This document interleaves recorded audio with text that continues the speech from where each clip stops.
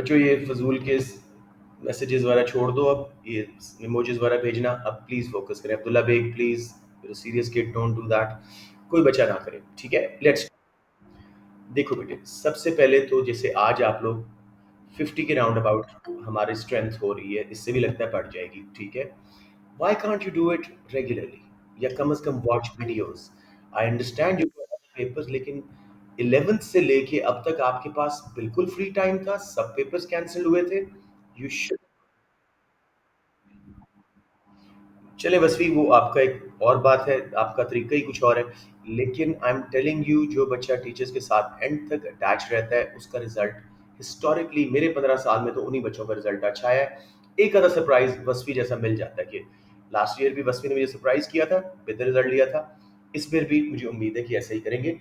लेकिन देखो, जो बच्चे बिल्कुल अटेंड नहीं कर रहे होते उनके रिजल्ट्स ऑटोमेटिकली माइंड में आ रहा होता है कि ये बच्चे या उतनी मेहनत नहीं कर रहे। मुमकिन नहीं है कि पूरा आपने सिलेबस रिवाइज किया हो और आपको किसी टॉपिक में प्रॉब्लम ना आया हो, एक मैसेज ना हो आपकी पर्सनल विंडो में या ग्रुप विंडो में, दैट बिकम्स वेरी कंसर्निंग, ठीक है। मतलब आज कुछ बच्चों को मैंने स्पेशली मैसेज किए कि उनका मेरे साथ फरवरी या मार्च के बाद कोई कांटेक्ट ही नहीं है, पॉसिबल ही नहीं है कि जी मल्टीप्लायर में, एक्सेलरेटर में, इन थ्योरीज में कहीं मसला ना आया हो बच्चों को, नो वेज, ठीक है। तो इसलिए थोड़ा सा रिक्वेस्ट है कि अब आपका ये P4 का तो जो इंशाल्लाह ताला प्रिपरेशन हो गई है और आखिरी 2 दिनों में हम मैक्सिमम और कोशिश कर रहे हैं, प्लीज P3 की क्लासेस रेगुलर अटेंड करो। बहुत अच्छा ग्रेड उससे बनाया भी जा सकता है और बड़ा अच्छा ग्रेड उससे लूज भी किया जा सकता है। वो आपके A2 का जो सिर्फ A2 दे रहे हैं उनका 33.33% है, जो सिर्फ कॉम्पोजिट दे रहे हैं उनका 16.66% है। तो P4 is not to be ignored. Composite वाले बच्चे P1 की क्लासेस भी लें, P3 की भी। No matter how much students think, sometimes luckily भी MCQ सॉल्व हो जाता है, उसकी बेसिक थ्योरी समझने के लिए टीचर की क्लास अटेंड करना जरूरी है, कम से कम वीडियो देखना जरूरी है। तो इतना आपके पास रिसोर्स मैंने यूट्यूब पे लगाया हुआ है कि you should not lose it. अब मैं जल्दी से, मैंने वो सेलिएंट पॉइंट्स निकाल लिए हैं जो कि उस वीडियो में थे। पहला है जी impact of change in price on, बेटे कुछ बच्चों का जो है ना माइक्रो का, मैं एक बार एक सवाल कुछ बार पूछ लूं, अगर कोई मसला है तो हम जल्दी से टच कर लेंगे, हमारे पास आज भी है, कल भी है, कल हम 2 क्लासेस भी कर सकते हैं। So let me just go slowly ताकि जरा अच्छी तरह हो जाए। Impact of change in price on various goods, यानी नॉर्मल, इंफीरियर, गिफिन, वो कह सकता है डिमांड कर्व निकाल के देख लो। According to that video sir ने कहा है जी कि रैशनल कंज्यूमर के ऊपर बात आएगी और क्यों कुछ गुड्स की जैसे इंफीरियर है उनकी डिमांड ज्यादा इनइलास्टिक है। समझ आ गया बात, समझ आ गई बात, ठीक है। सबसे पहली बात ये है क्वेश्चन 1 जो एक्सपेक्ट करें, he is putting consumer behaviour even above economic efficiency. I don't want to negate it, he's a Cambridge person, but I still feel economic efficiency holds the prime importance, ठीक है। दूसरा, अच्छा पहले वाले जो question मैंने भी बोला, इस एंगल पे क्वेश्चन आए, किसी को हेल्प की जरूरत नहीं है ग्राफ्स में, थ्योरी में, अगर है तो मैं 5 मिनट में जल्दी से एक्सप्लेन कर दूं।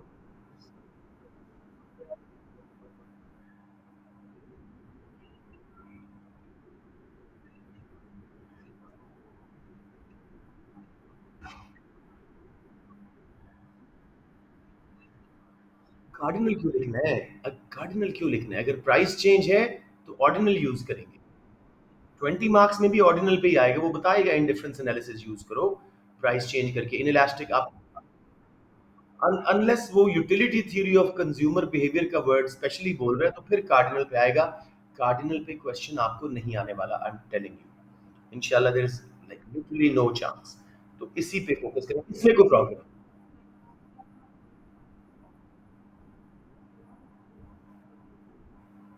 वो इसलिए किया था कि मैं आपको डिमांड के दोनों से निकलवा के करवाना चाह रहा था। बहुत अरसा हो गया कार्डिनल पे उन्होंने छोड़ दिया, तो अभी भी वो स्ट्रिंग वैसे ही चलेगा मेरे ख्याल में।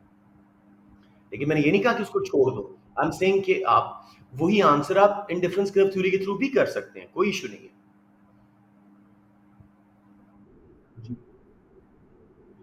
अभी मैं उस पर नहीं आया हूं, मैंने बताया सबसे इंपॉर्टेंट मेरे हिसाब से वही है अभी तक, ठीक है।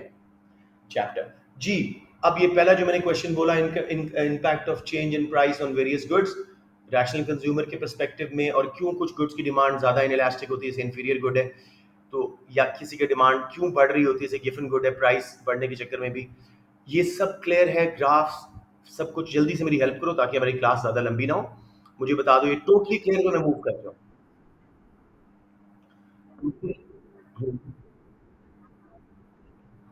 उसमें आप पीडी की बात करोगे अगर वो इनइलास्टिक की बात कर रहे हो, और रीजन बताओगे क्यों इनइलास्टिक हो रही है।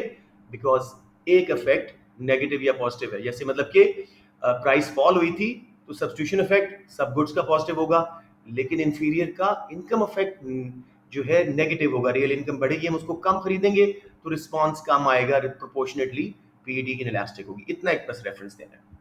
समझ आ गया जी? एनी क्वेश्चंस या shall I move on to the next topic now? Okay, I am assuming next topic पे मूव कर रहा हूं मैं। अगर किसी ने रोकना है तो प्लीज रोक ले अभी। नेक्स्ट है जी मोनोपोली मार्केट फेलियर, ठीक है, and benefits and problems of dominant firms on economy, consumers etcetera. यानी वो कहते हैं कि जी डीमेरिट मेरिट गुड्स क्योंकि एएस में अब चला गया है, ऑल्दो ए2 में भी है, लेकिन क्योंकि वो एएस में मूव किया उन्होंने इस बार, तो शायद उस पर क्वेश्चन ना आए। I would not rule it out, लेकिन हो सकता है ऐसे हो। और वो कहते हैं एक्सटर्नल कॉस्ट एंड बेनिफिट का, क्योंकि मार्च 23 and what's it called specimen paper में आ गया है, तो वो उनको ज़रा वीक कैंडिडेट्स लग रहे हैं। उनको लगता है कि मोनोपोली का मार्केट फेलियर ज़्यादा इंपॉर्टेंट है।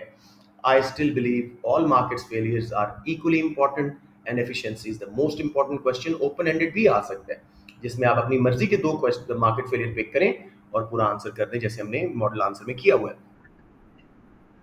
That be even better. Yes.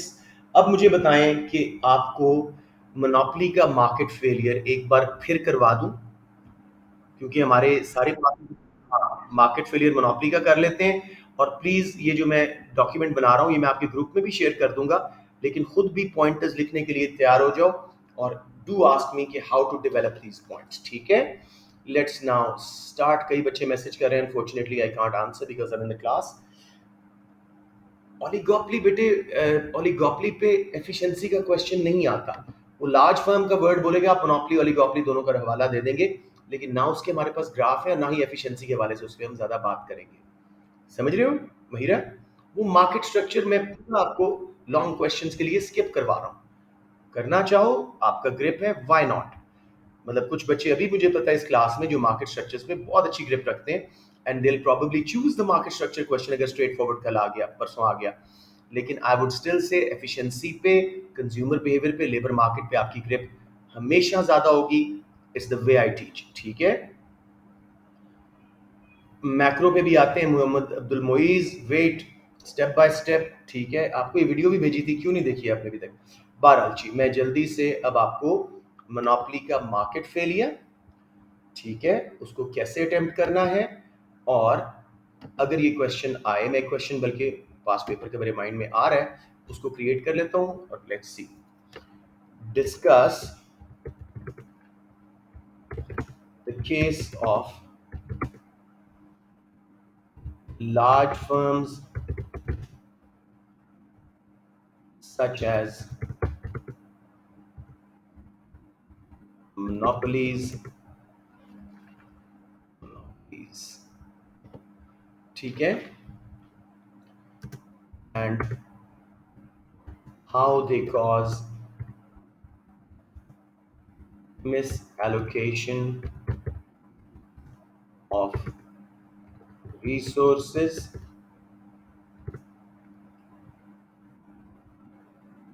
and are they always harmful to an economy। मैंने दो क्वेश्चन मर्ज कर दिए ताकि मैं सारा टॉपिक पढ़ा दूं। Harmful for an economy and need to be regulated by the government, ठीक है? गवर्नमेंट, ये क्वेश्चन है जी आपका। और ऑफ कोर्स ये नई मार्क स्कीम पे मैं आपको बना रहा हूँ तो 20 मार्क का। अब जरा राम राम से क्वेश्चन को देखें। वो कहते हैं large, Don't be pedantic with the pages. Some questions have longer answers, some have slightly shorter. तो मैंने आपके ग्रुप में आज भेज दिया कि मिनिमम 3 pages एंड मैक्सिमम 5 के बीच में आपका अच्छा आंसर होगा. बट बस it will all depend how relevant it is. अगर आप दुनिया जहान की बात करेंगे और इस क्वेश्चन को आंसर नहीं करेंगे, आप 1500 पेजेस लिख के आ जाएं, एक मार्क भी नहीं मिलेगा. बट रेलिवेंट है तो yes, 3.5 should not be bad. ठीक है. नहीं, साथ आपका आज का आंसर भी थोड़ा छोटा था. आप ज़रा खा रहे हो बातों को. Don't do that. You become too confident which is a good thing, but थोड़ा-सा वैल्यू दो एग्ज़ामिनर्स के मार्क स्कीम को. पूरा आंसर दें बेटे. ब्रीफ ना करें चीज़ों को. A2 इकोनॉमिक्स है, इसमें आप you will never gain from brevity, you will gain from detailed explanations and deeper analysis. आपने आज के वो जो प्राइस डिस्क्रिमिनेशन के बेनिफिट्स थे उनको बहुत छोटा छोटा लिख दिया था, तो it was not a very ideal candidates answer. मतलब वो कभी भी उस आंसर को पिक करके अपनी वेबसाइट पे नहीं लगाएगा कि देखो इसको मैंने 16 या 18 मार्क्स दिए 20 में से. वो हार्डली 14 मार्क्स का आंसर था. साथ following, don't don't take it personally. आप थोड़ा सा वीक आंसर कर रहे हो. ये आपका थ्रू आउट मिड्स में भी और मॉक्स में भी था. अब इसको थोड़ा, आपका बहुत नॉलेज हो गया माशाल्लाह. You correct me when I speak wrong, तो अब वो नजर आना चाहिए आपके पेपर में परसों. लेट्स स्टार्ट जी. अब इसमें वो कह रहा है जी, large firm such as monopolies cause misallocation of resources. कौन सा मार्केट फेलियर यहाँ पे बोल रहा है? दोनों. प्रोडक्टिव भी और एलोकेटिव भी. तो सबसे पहले तो आप बताएं इसमें कि ये मार्केट फेलियर की बात हो रही है. मार्केट फेलियर की बात हो रही है. मैं बिल्कुल पॉइंटर्स में कर रहा हूं. Market failure of both productive and allocative inefficiency. क्योंकि मैंने क्वेश्चन में बहुत कुछ ऐड किया हुआ है, तो इस क्वेश्चन में आप ब्रीफली इकोनॉमिक एफिशिएंसी को ब्रीफली इकोनॉमिक एफिशिएंसी को बताएंगे. फिर प्रोडक्टिव एलोकेटिव को बहुत ब्रीफली बस लिस्ट डाउन कर देंगे. um, अगर तो आपकी बहुत ग्रेप है और आपको लगता है कि 1 मिनट के अंदर 2 मिनट के अंदर मैं सारा कुछ करता हूँ, जो हो सकता है, तो आप इसको कर दें. ठीक है ना? समझ आ गया है अब्दुल्ला? 40 मिनट में बेटे, ये बस थोड़ा सा माइंड में रखिएगा कि टाइम बहुत कम है. तो ब्रीफली इकोनॉमिक एफिशिएंसी को स्टार्ट करें. इसमें Pareto optimality, Pareto optimality and dynamic efficiency का जरूर जिक्र करें, because monopolies are very dynamically efficient. Dynamic efficiency का जिक्र जरूर कीजिएगा. ठीक है. अब जी हम चलते हैं मोनोपोली को बताते हैं फीचर्स. तो आई वुड से इस क्वेश्चन में 4 मैक्स 5 फीचर्स आप लिख देंगे. 25% से ऊपर मार्केट शेयर होता है. रियलिटी में इन थ्योरी 100% प्राइस मेकर है. वो सारा कुछ आपको पता ही है. प्रॉफिट मैक्सिमाइजर्स एमसीएमआर पे प्रोड्यूस करते हैं. ठीक है. ये आपने इसके फीचर्स बनाए. अब I would say draw figure. Please be very candid about it. कोई मसला नहीं, हम दूसरी क्लास भी कर लेंगे. मुझे बताएं, इसका फिगर बना दूं आपको, दोनों इनएफिशिएंसीज दिखा दूं, डेड वेट लॉस दिखा दूं? यस, इसमें हमेशा बच्चों को इशू होता है. तो let's just slowly do it. 1 minute में देख लूं कि मेरा चल रहा है. हाँ, चल रहा है. लेट्स सी जी. बेटे, कई बच्चे पूछ रहे हैं पेंसिल से बनाएं, पेन से. आइडियली पेंसिल से, लेकिन अगर टाइम आपको लग रहा है कि भाई हाथ से निकल रहा है, तो जल्दी जल्दी जैसे मैं बना रहा हूँ इस तरह के कोजे कोजे फिगर बनाओ. करेक्ट बनाओ बस. प्राइस कॉस्ट बेनिफिट क्वांटिटी, ये आपकी इकोनॉमिक एफिशिएंसी के लेबल्स हैं. अब मेरा बेटा, सबसे पहले आप इसके अंदर हमेशा लगाते हो डिमांड कर्व और उसको ए आर लेबल कर देते हो. फिर आप लगाते हो इसके अंदर एम आर. ऑलमोस्ट हाफ में गिरना चाहिए ये ओरिजिन, और उसके मैंने कम करवाया. जी जी जी बेटे जी.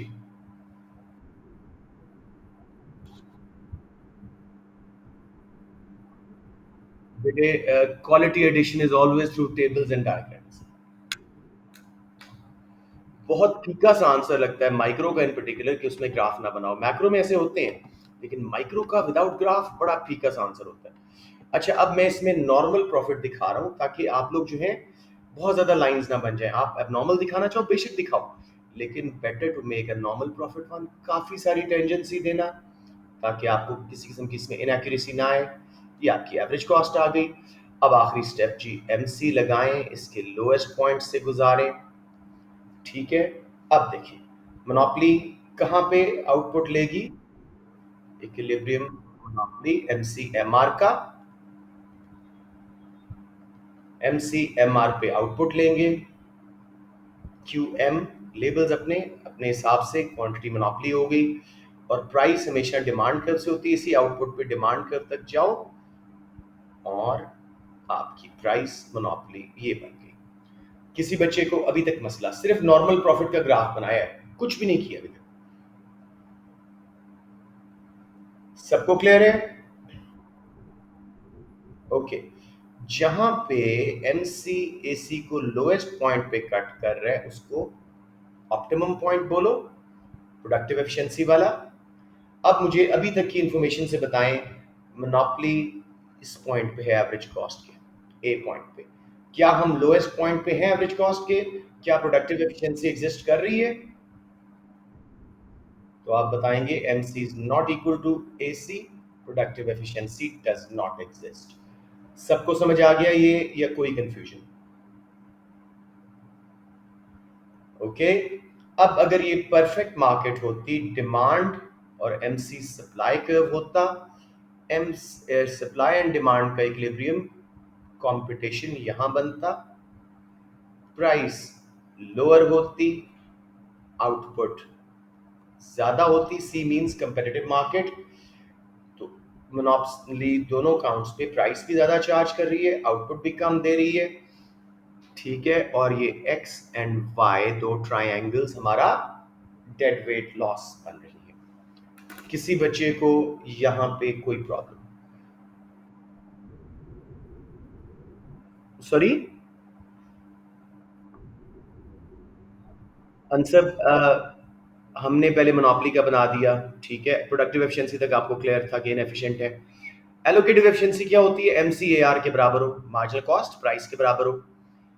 वो कहाँ होगी? परफेक्ट मार्केट में, जहां सप्लाई एंड डिमांड इंटरसेक्ट करेंगे।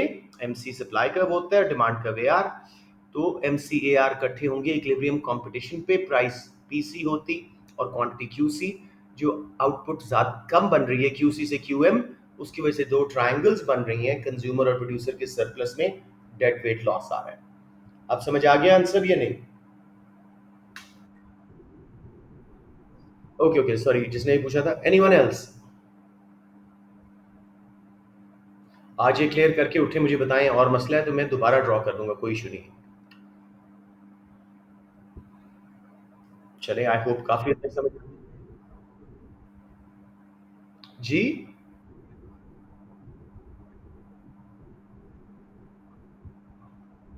एलोकेटिव एफिशिएंसी नॉर्मेटिव इकोनॉमिक्स है, यस। तो उसके बाद जी, अब MC is not equal to AR या प्राइस, तो हमारी एलोकेटिव एफिशिएंसी भी एग्जिस्ट नहीं कर रही, plus area X plus Y, dead weight loss हो रहा है। इसको पूरा आपने पैराग्राफ में नीचे एक्सप्लेन कर देना है। कैसे एक्सप्लेन करना है मैं एक बार फिर बोल देता हूँ, ऑल्दो मेरे नोट्स में अच्छी तरह हुआ है।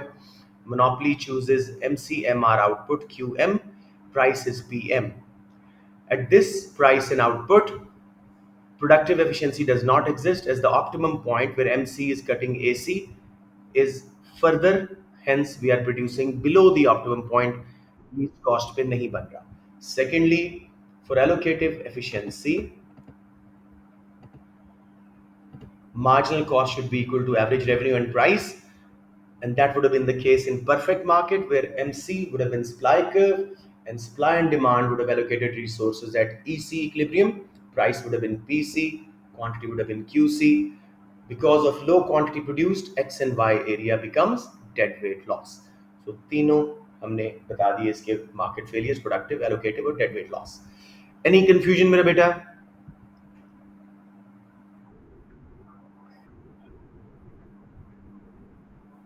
नहीं होने चाहिए, नहीं होने चाहिए।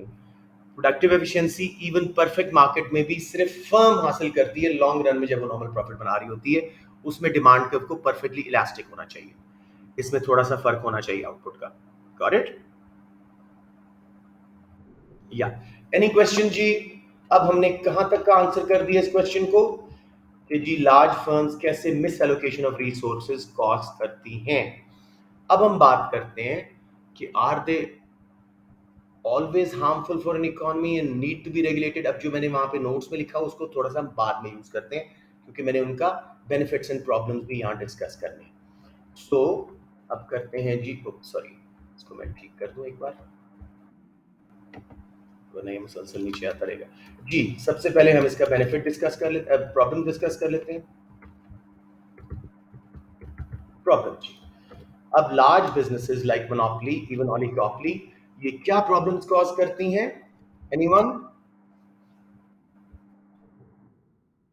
ये सारी प्रॉब्लम भी ऊपर मैंने बता दी है एलोकेशन की, इसके अलावा क्या होता है जी?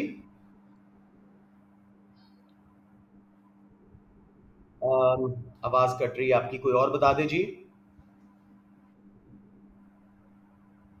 चले मैं स्टार्ट करता हूँ।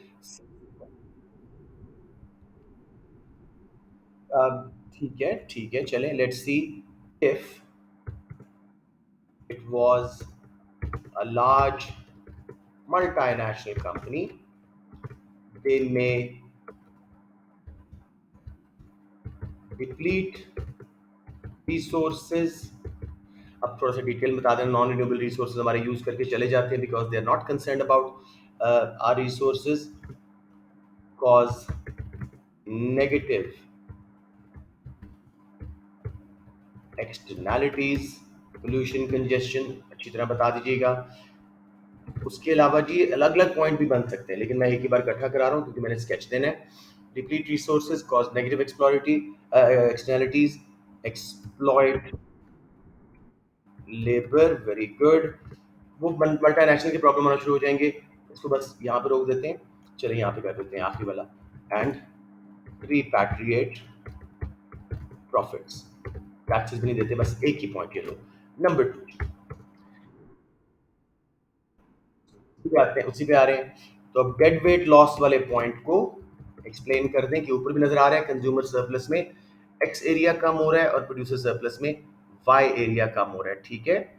इसको इलेबोरेट कर दें तो इसमें एक्सप्लॉयटेशन की बात भी मजीद इलेबोरेट हो जाएगी। नेक्स्ट जी, थर्ड, मोनोपलीज हमारे जैसे डेवलपिंग कंट्रीज में often drive and are allowed to exploit. Sorry बेटे क्या कह रहे हैं? हाई प्राइसेस लो क्वांटिटी, वो ऑलरेडी मैं कर चुका था ऊपर तो इसलिए मैंने दोबारा नहीं किया। Often bribe the officers and are allowed to exploit. अब एक और करके हम इसको खत्म करते हैं। मोनोपलीज का और क्या नुकसान है जी? दे क्रिएट, हाँ बिल्कुल सही है, वो तो मल्टीनेशनल्स में ही हमने कर लिया था। They create barriers for new businesses to enter, जिसकी वजह से कंपटीशन कम होता है, चॉइस कम होती है, इनोवेशन कम हो जाती है। तो एवरीबडी क्लियर? बहुत आसान है लार्ज बिजनेसेस के नुकसान। अब जी क्यों लार्ज बिजनेसेस बेनिफिट हमें देते हैं? एनीवन जी? बेनिफिट्स, सॉरी,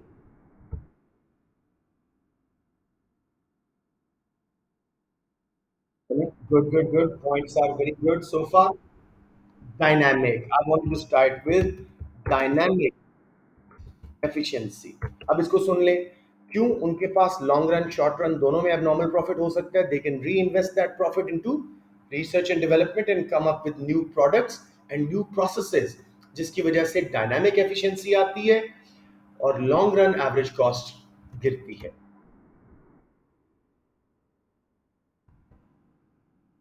बेटे वो तो फिर बहुत सारी हो जाएंगी, let's just get to the end of it, मैंने मोटे मोटे कर दिए, ठीक है। Long run average cost fall, वो उसके फीचर है, वो उसका फीचर है, उसका प्रॉब्लम नहीं कहा जा सकता। वो तो मोनोपोलिस्टिक कंपटीशन भी है, कंटेस्टेबल मार्केट्स भी प्राइस मेकर होती हैं, तो उसको हम नहीं ले सकते as such as a problem, ठीक है। नंबर 2 बेनिफिट्स जी, इकोनॉमीज ऑफ स्केल, और यहाँ पे आप इंटरनल इकोनॉमीज ऑफ स्केल का ग्राफ भी बना सकते हो, ठीक है। इफ यू वांट ग्राफ भी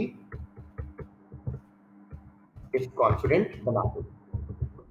तो ये 40 मिनट में करना है सारा कुछ जी। तो उसके रिजल्ट में मेरे पास देखिए आपका बहुत आवाज आ रही है माइक की। मे पास लोअर प्राइसेस, ठीक है। डायनेमिक एफिशिएंसी में यूनिक प्रोडक्ट्स भी लेके आ जाओ एंड चॉइस बढ़ सकती है। अब जी इफ कंडीशन यूज करते हैं, number three, if it was a local monopoly, they are the only ones that can face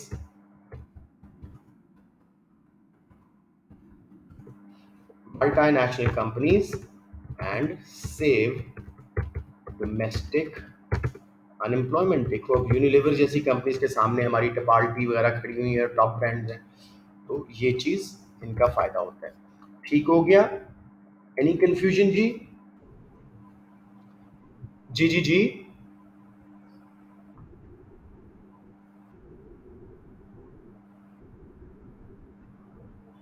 monopolies क्या करती हैं? नई कंपनीज को अट्रैक्ट करती हैं, कैसे?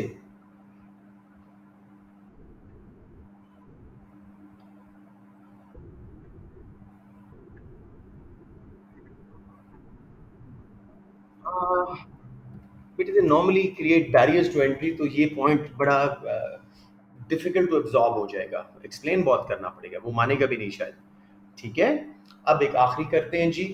इनके केस में it is unfair as shown in the above figure, जो हमने ऊपर ग्राफ बनाया था, to compare monopolies with perfect competition, competition which itself is not a realistic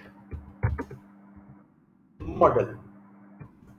हमें कंपेयर करना चाहिए मोनोपोलिस्टिक कंपटीशन से, ओलिगोपोली से, फिर बात करें कि मोनोपोली बुरी है कि नहीं।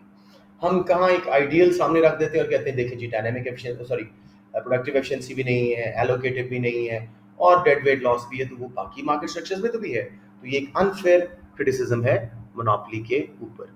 बच्चों समझ आ गया अभी तक? बहुत आसान क्वेश्चन है, लेकिन still if you have any problems please ask.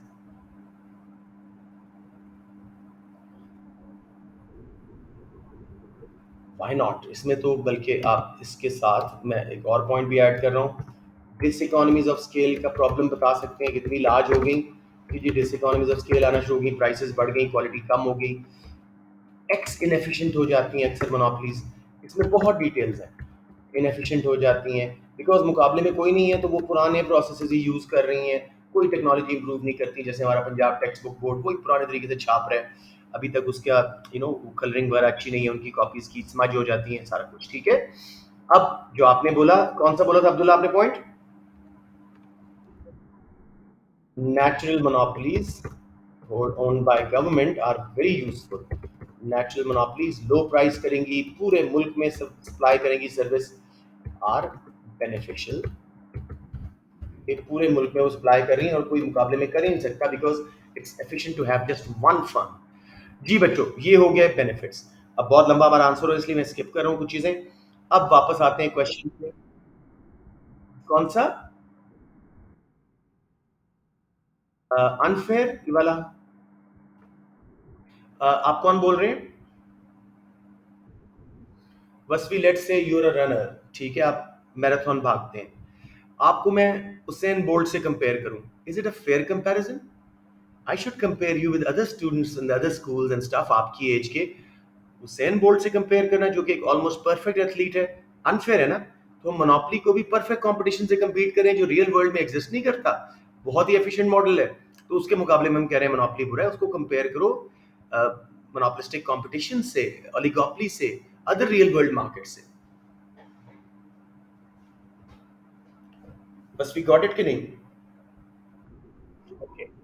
Natural monopoly,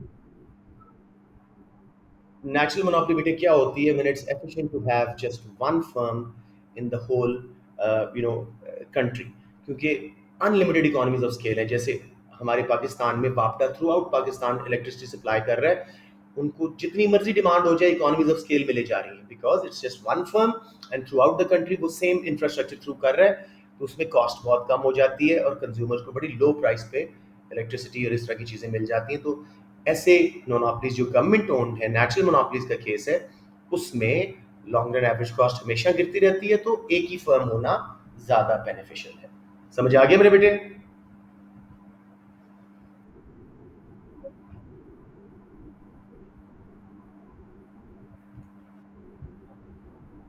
इसमें आप एमएससी एमएसपी की बात नहीं करोगे, इसमें हम बात कर रहे हैं उसकी मार्जिनल कॉस्ट एवरेज रेवेन्यू के या प्राइस के बराबर नहीं है। वो एक अलग ग्राफ होता है, वो मोनोपोली और दूसरी फर्म्स का सबका सेम है डिमांड सप्लाई, जिसमें हम एक्सटर्नल कॉस्ट या एक्सटर्नल बेनिफिट्स को इग्नोर कर रहे होते हैं, जो हमने पहले क्वेश्चंस में किए हुए हैं। समझ रहे हैं? उसमें ये वाले ग्राफ में नहीं आएगा। Mahira clear? Okay, let's now move on to the last part. Regulate, क्या गवर्नमेंट को इनको रेगुलेट करना चाहिए? क्या ये हमेशा हार्मफुल है? So as discussed above, they sorry, Abdul Wahab क्या कर रहे थे? आप लेट ज्वाइन किया था? अच्छा अच्छा, आप देख लो, लेकिन ये सारा डॉक्यूमेंट मैं आपको भेज रहा हूँ, ये देखें, ये क्वेश्चन है बेटे।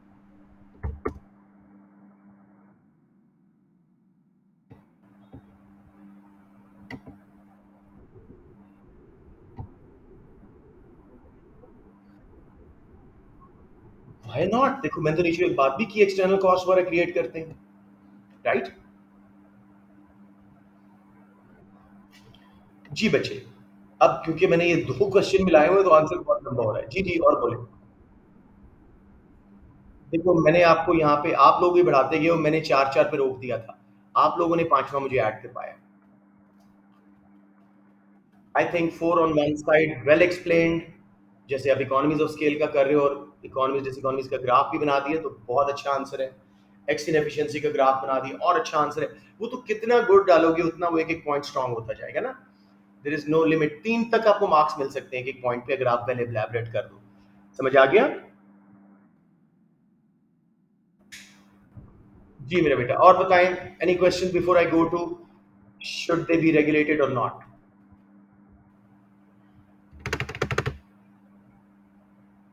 Okay, so as discussed above, they are known to exploit, large firms की हम बात कर रहे हैं, चाहे मोनोपोली चाहे ओलिगोपोलीज है, known to exploit consumers by reducing output, raising prices and lowering quality at times due to lack of competition।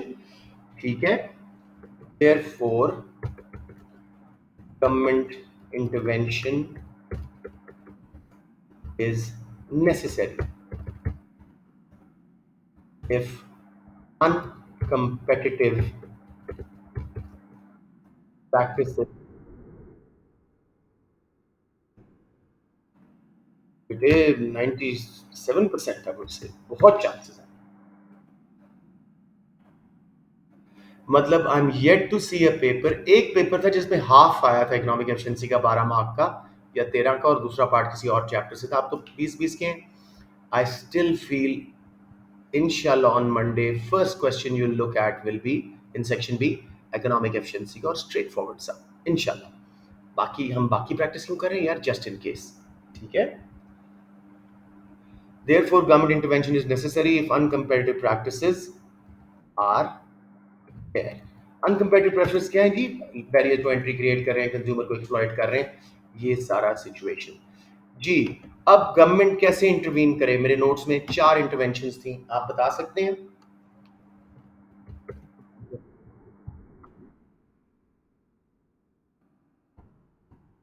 Yes, ये पहला सही आंसर है। नंबर वन, ठहरो ठहरो ठहरो, पहले उसको इलैबोरेट कर लें। Marginal cost pricing, government can force monopolies to charge marginal cost pricing. दोबारा फिगर की तरफ रेफर करवाओ.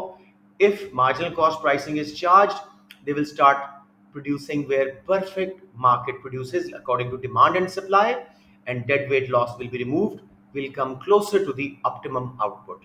समझ आ गया सबको? ये मैं ग्राफ एक बार फिर दिखा के समझा दूं. ओके जी. Number two, anyone else? Profit. Yes, contestable market. Profit capping. Monopoly के ऊपर गवर्नमेंट प्रॉफिट की लिमिट लगा सकती है कि बस जी इतना प्रॉफिट आपने बनाना है. सॉरी सॉरी, आपकी आवाज नहीं आ रही.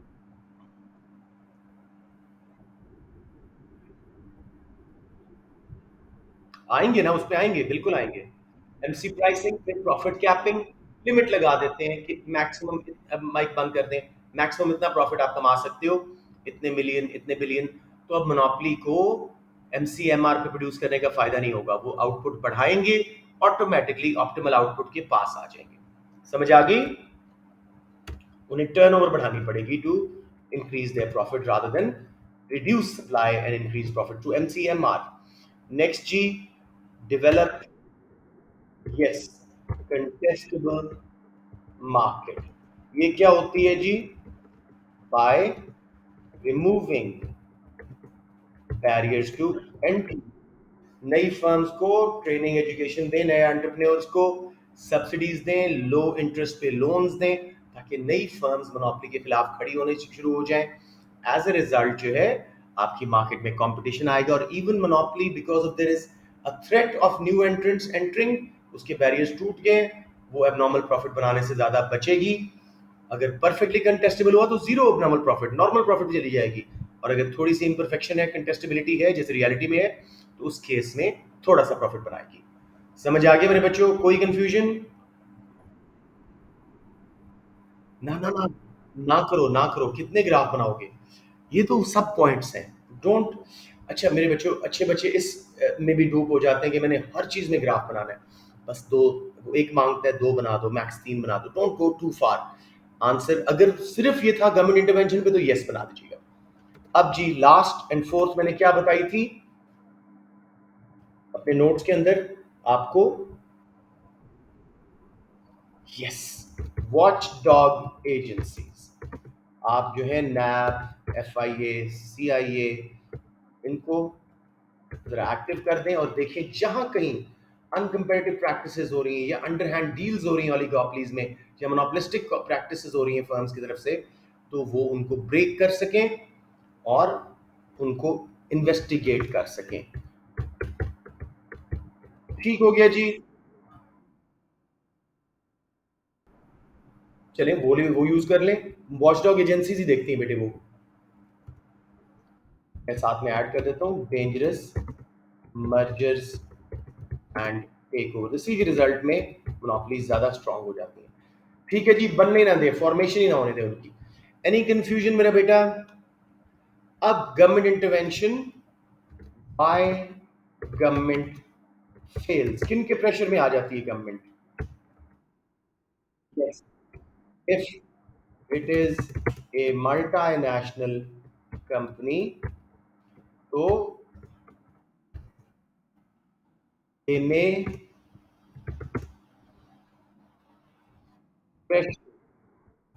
गवर्नमेंट कि भी हम छोड़ के चले जाएंगे, और आपके ऊपर जो है मैसिव अनएम्प्लॉयमेंट आपके मुल्क में आ जाएगी. जी बेटे, सॉरी क्या कह रहे थे?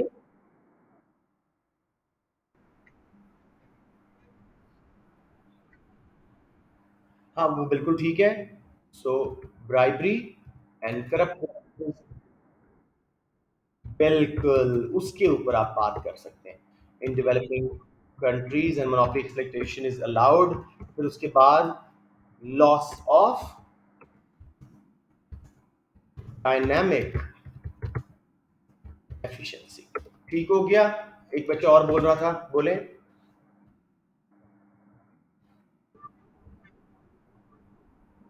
पुलिसिंग कॉस्ट तो उसी के बीच में आ गई. ठीक है.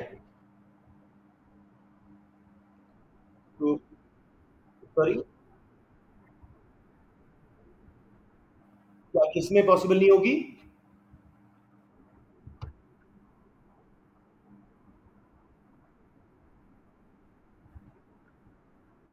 Okay, okay, okay. Difficult to find marginal cost में hinder.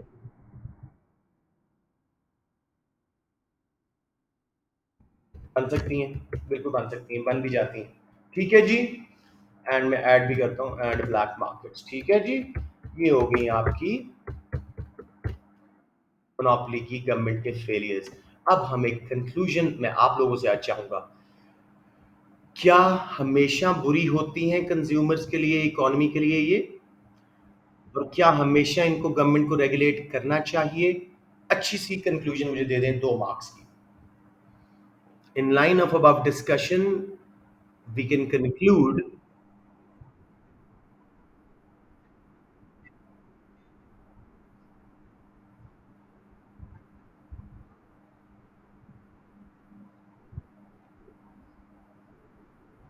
Isn't it, don't you think ये आप एनालिसिस किए जा रहे हो दोबारा?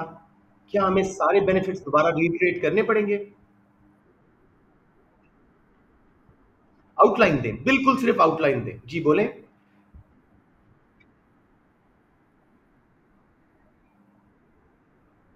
हाँ।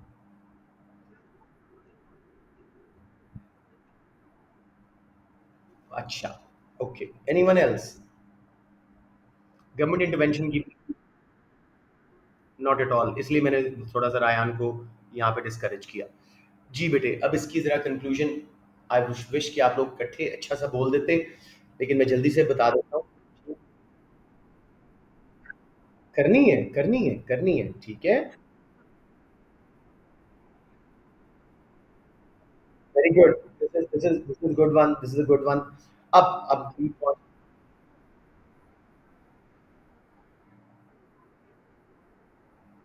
हाँ, हाँ, हाँ, ठीक है, ठीक है, ठीक है।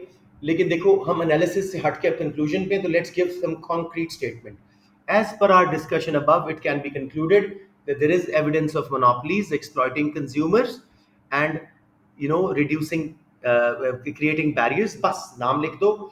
But their dynamic efficiency and what's it called, innovation may also be beneficial for the economy. Government should only regulate them in case of clear anti-competitive practices.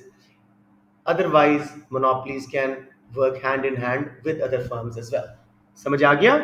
ये कंक्लूजन होता है। Conclusion is something that should give them a final disclosure कि बस ये, उसमें मजीद सोच ना आए। और मैं आपको सही बात बताऊं, कंक्लूजन के 600 एंगल हो सकते हैं। एक कंक्लूजन 100 पेज में भी लिखा जा सकता है, तो why just make it 2 to 3 lines?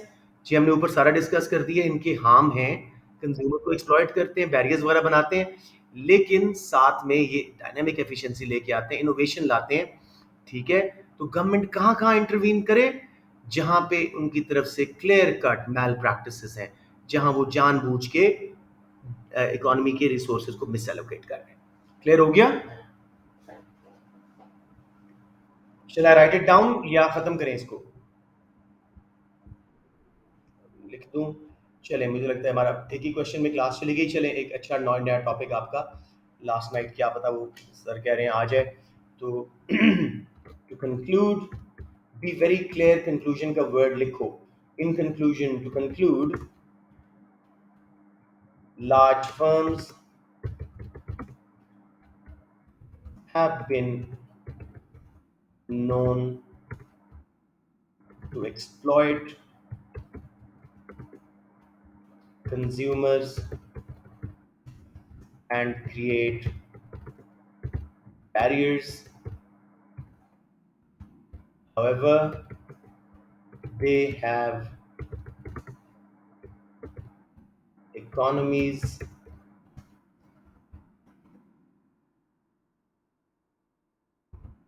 Sorry, large firms का मैंने बात की, तो लार्ज फर्म्स में मोनोपोलीज वाली कंपनीज सब आ जाती हैं। ठीक है। क्या चीज? Monopoly, yes, yes. कंपेटर हैं लेकिन बहुत छोटे छोटे कंपेटर्स हैं। However they are economies of scale. 25% से ऊपर मार्केट शेयर तो उसको मोनोपोली मानते हैं। And dynamic efficiency in them, government intervention is, मैं इसको खत्म कर लूँ एक minute, only desirable if there is proven anti competitive competitive practices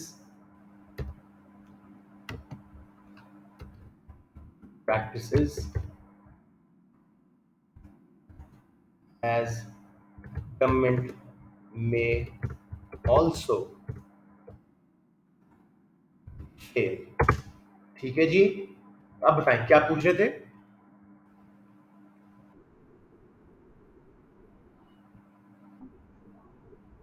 yes करेंगे। या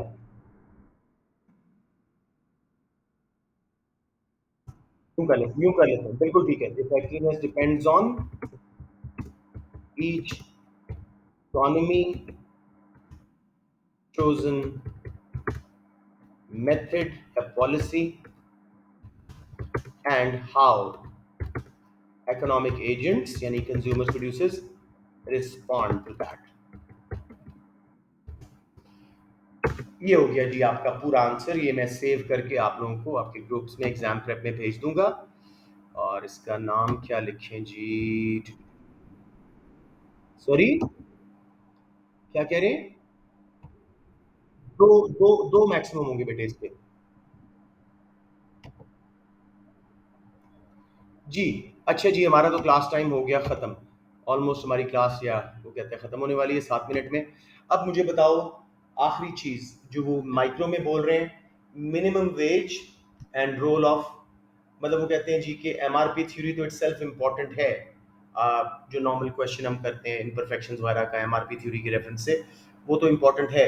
लेकिन उन्हें लग रहा है कि मिनिमम वेज और रोल ऑफ ट्रेड यूनियन या मिनिमम वेज का एम्प्लॉयमेंट के ऊपर और वेजेस के ऊपर क्या आएगा। हमने एक क्वेश्चन प्रॉपर सॉल्व किया था और मैंने आपके गेस्ट पेपर में ये सॉल्व करके भेजा भी हुआ है आपको। Do you want to see where it is. Monopsony, trade union वाला, डिमांड सप्लाई शिफ्ट करने वाला।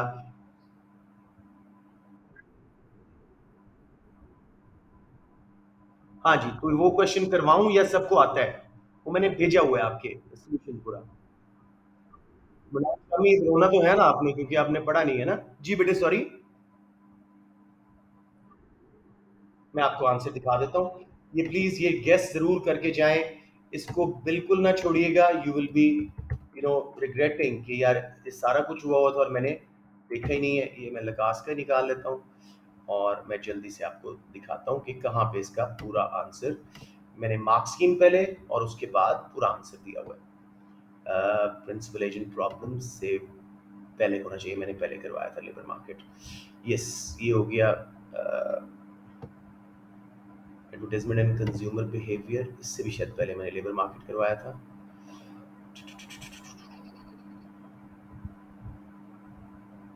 नहीं, ये तो इकोनॉमिक एफिशिएंसी स्टार्ट हो गया। आई एम श्योर कि मैंने सबसे पहले ये करवाया था। अच्छा, लेबर मार्केट एंड पे करवाया था, सॉरी। बस 5 यूनिट मैंने करवाए हैं तो इसको should be quite easy to find for you guys. Production and cost और उसके बाद लेबर मार्केट आ जाएगा, ऑब्जेक्टिव्स और अब लेबर मार्केट। ये देखें,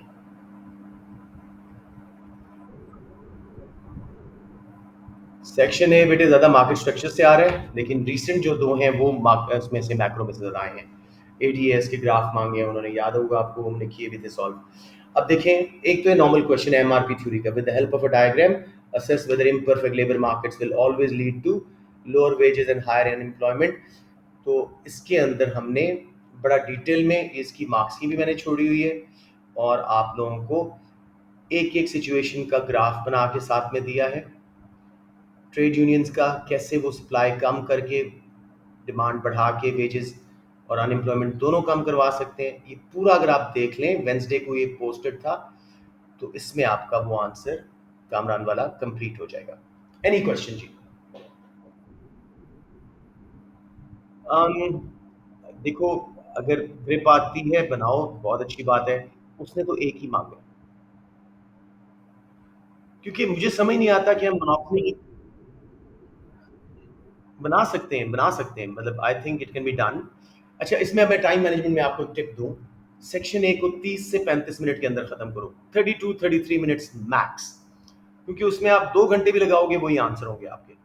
read it twice, quickly start answering to the best of your ability, कि कौन सा इंफॉर्मेशन वहां से लेनी है, कौन सी नहीं लेनी, कौन सा जनरल है, कौन सा पार्शनली है, पार्शल है, इस तरह करके। उसमें आधा घंटा अपना एम रखें, चलें वो पढ़ते हुए, पेपर डिस्ट्रीब्यूट होते हुए शुरू के 2 मिनट 3 मिनट लग गए, 33 मिनट्स में आप पहुंच जाएं जी सेक्शन बी पे। इसको आप जरा अच्छा 45 मिनट्स दे सकते हैं, 47 मिनट्स दे सकते हैं, इवन 50, ताकि आपके पास आखिरी क्वेश्चन के 37 मिनट्स बच जाए। Are you clear on this?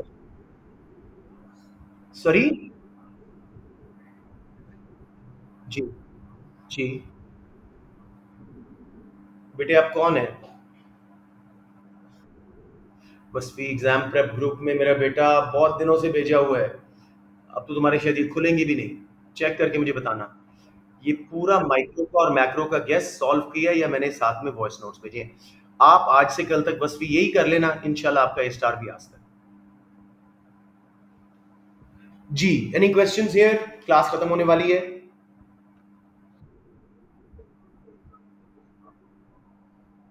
Do we have time, वरना मैं एक और मीटिंग कॉल कर लेता हूँ। लेट मी सी। क्या क्वेश्चन था? मनान शामी स्टॉप बेटे। जी बेटे, क्या क्वेश्चन था ये? कि मैंने कहा था क्लास में करेंगे। ये इफेक्टिव मिनिमम वेज वाला, ये तो करवा दिया है। कौन सा क्वेश्चन था मेरा बेटा, बताओगे? अपने जरा देखो। शायद ये नहीं, ये भी ये वाला है शायद। ये सेम है। Profit maximisation. क्या क्वेश्चन? क्या क्वेश्चन है जरा देखो जल्दी से। Okay okay. क्योंकि मेरे इस पे कंप्यूटर पे आते मुझे जरा से ना फोन पे बड़ा कंफर्टेबली मैं देख रहा होता हूँ इसको, कंप्यूटर पे जरा इतना सही नजर नहीं आता। जी। जस्ट वेटिंग, आप जल्दी से भेज दो, 1-2 मिनट रह गए हैं, तो लेट्स जस्ट फिनिश इट। जी, a profit maximizing firm might कर operating in a perfectly competitive labor market might decide to increase the number of workers it employs but will not choose to increase the wage rates। नहीं, ये इस तरह नहीं होगा। Let me send you a detailed voice note and a graph required for this। मुझे लगता था कि मैं क्लास में कर लूंगा, लेकिन मैं नहीं कर पाया। अब अगर बताएं मैक्रो की क्लास करनी है अभी, तो मैं लिंक भेज दूं और हम आधा मैक्रो आज कर लें। हाँ, टाइम कम होगा, कल रात प्रेशर भी ज्यादा होगा आप लोगों पे, तो लेट्स डू इट, ठीक है? मैं अभी आपको लिंक भेज रहा हूँ।